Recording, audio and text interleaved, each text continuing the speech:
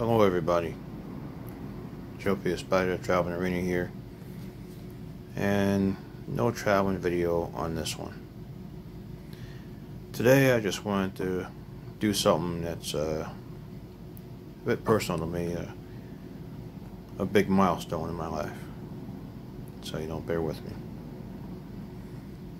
Today, October 31st, 2020, marks 16 years of sobriety for me. You know, I was not always the man that you see now. Not even close. And I can admit, I used to be an alcoholic years ago. Long time ago. But, you know, those days, they're over. You know, admitting that you're an alcoholic is the first step to actually defeating it and moving on and becoming the person that you've always wanted to be. It all started, you know, I was very young. You know, a lot of people say, oh, you come from, like, you know, father and forefathers of, you know, being drunks, but that wasn't it. That was not what started it for me. I was actually 11 years old when I had my first beer. And the reason for that is I always looked older. I grew up pretty quick.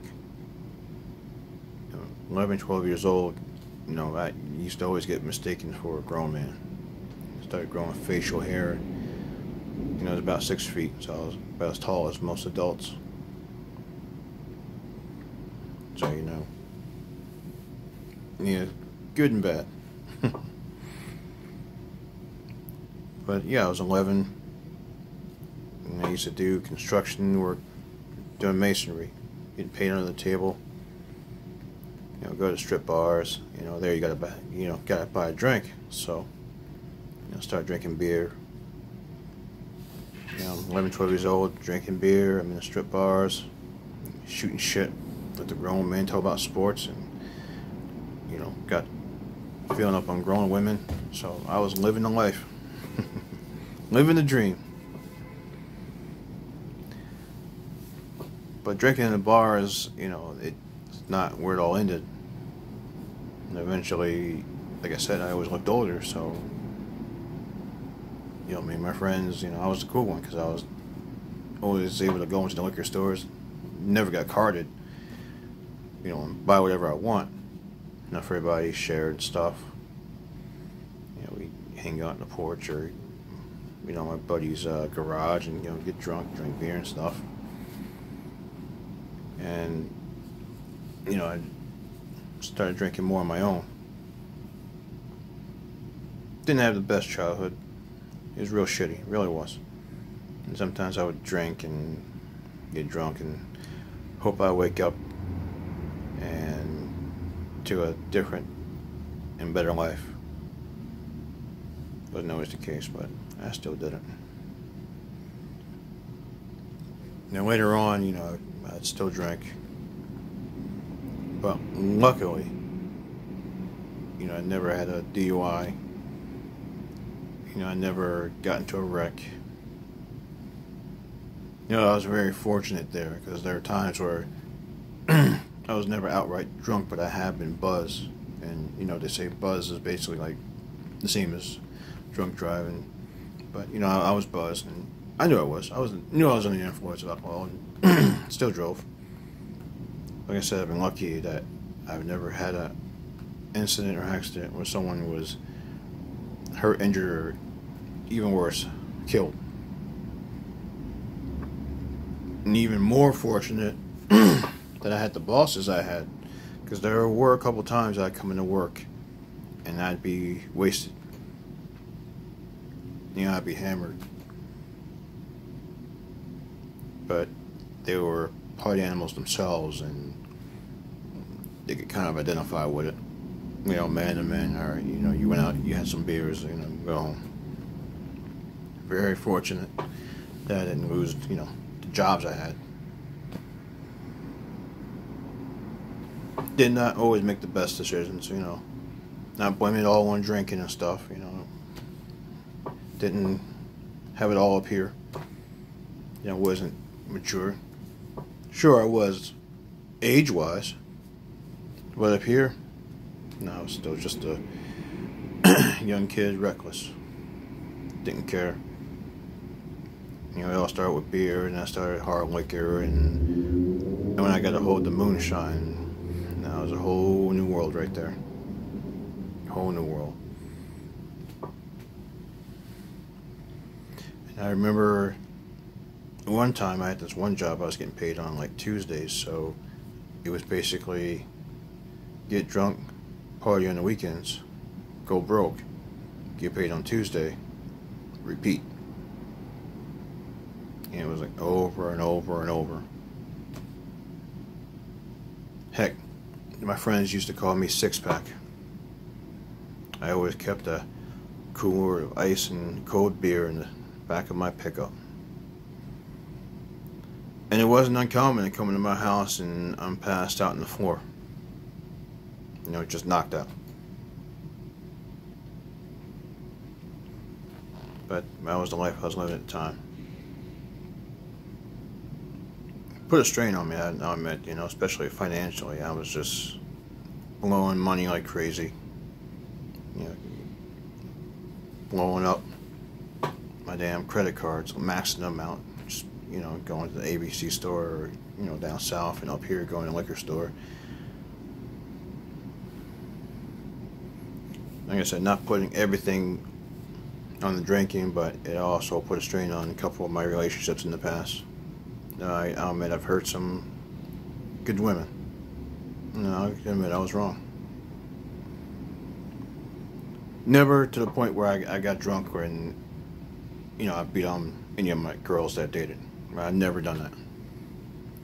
But sometimes we would get into argument, and I would just drink and pass out and just phase out with what she's saying.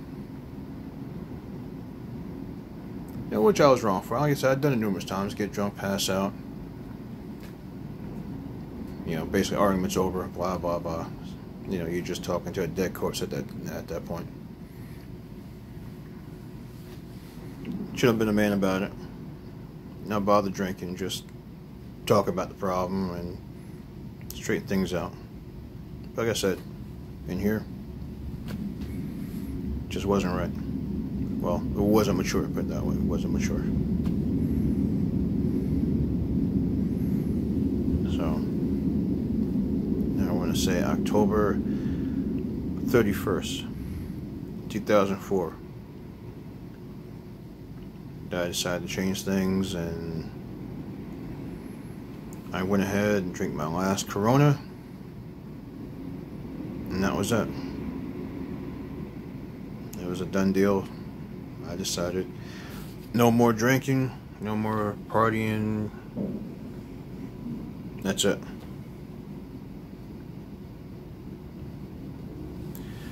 But I will admit that my first year was my hardest. First year of sobriety was my hardest and probably one of the worst years of my life. And losing my job, losing my truck, losing my girl, losing my apartment. The whole world just came to an end. Homeless, forced to live with places I really don't want to live, but one thing about me is I'm stubborn. Stubborn could be good at times, I was stubborn. I refused to go back. I refused to go back drinking. I mean, it was hard, very hard, but I got through it. I just quit cold turkey. No AA, no meetings, no programs, nothing. I quit cold turkey, never looked back.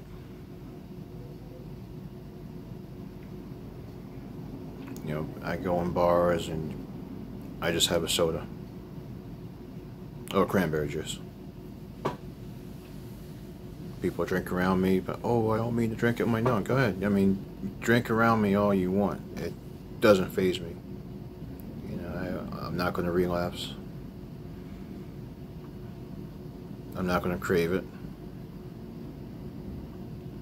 I just ignore it, out of sight, out of mind. I don't even think about it anymore. I don't need it. Everyone's different. I don't need it. At the time I thought I needed it, but I don't need it. Yeah, October 31st, 2004 to this very day, October 31st, 2020.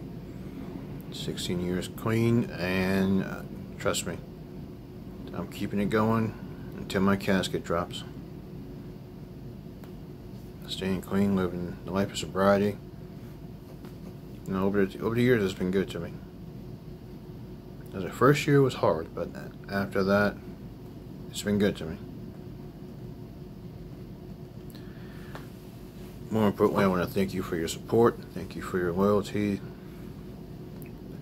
And hopefully this little pandemic we're going through goes away, and I could bring you some much better videos of my travels. Until then, do not forget to share, like, and subscribe, and I will see you all later.